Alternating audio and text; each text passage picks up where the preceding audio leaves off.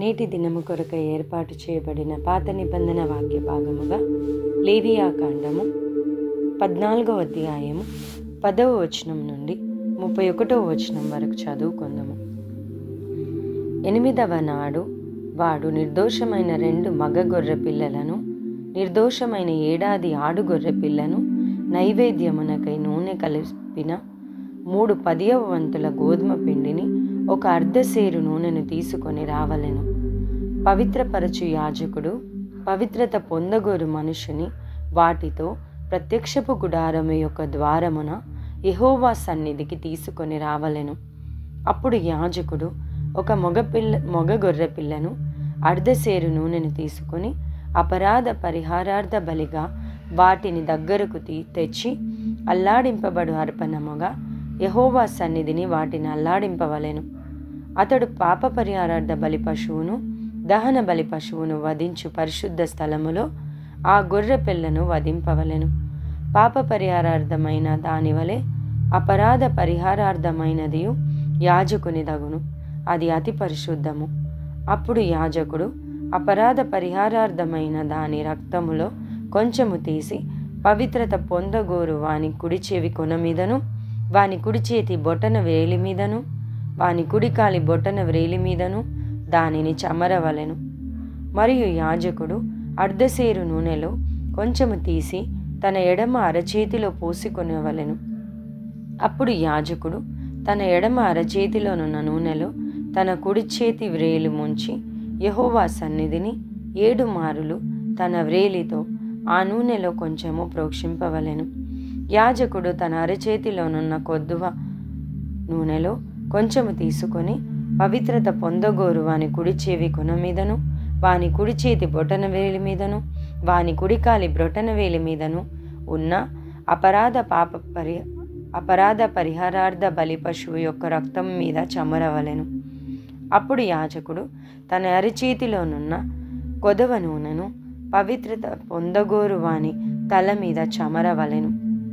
అట్లు యాజకుడు యెహోవా సన్నిధి వాని నిమిత్తము ప్రాయశ్చిత్తము చేయవలెను.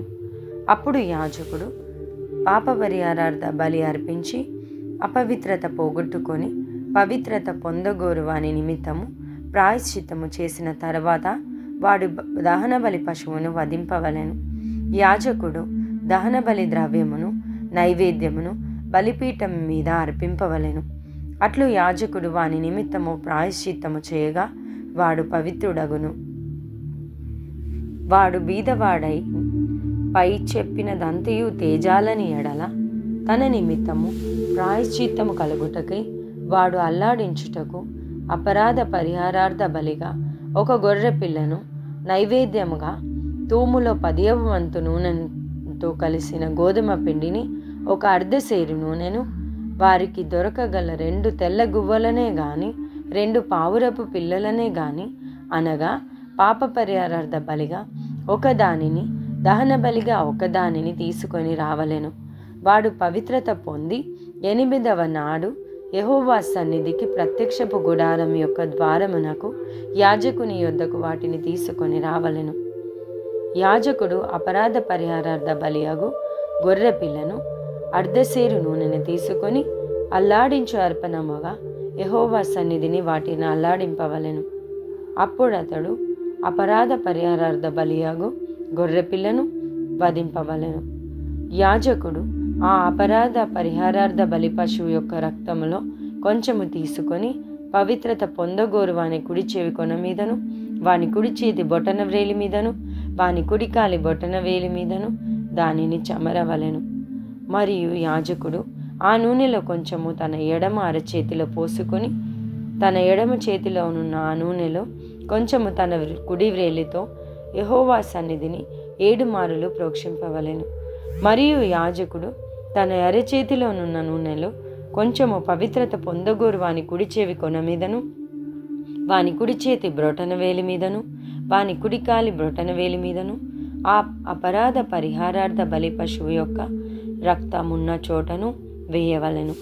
యాజకుడు అరచేతిలోనున్న కొదవ నూనెను అతడు పవిత్రత పొందగోరు వానికి యెహోవా సన్నిధిని ప్రాయశ్చిత్తము కలగజేయుటకు వాని తల మీద పోయవలెను.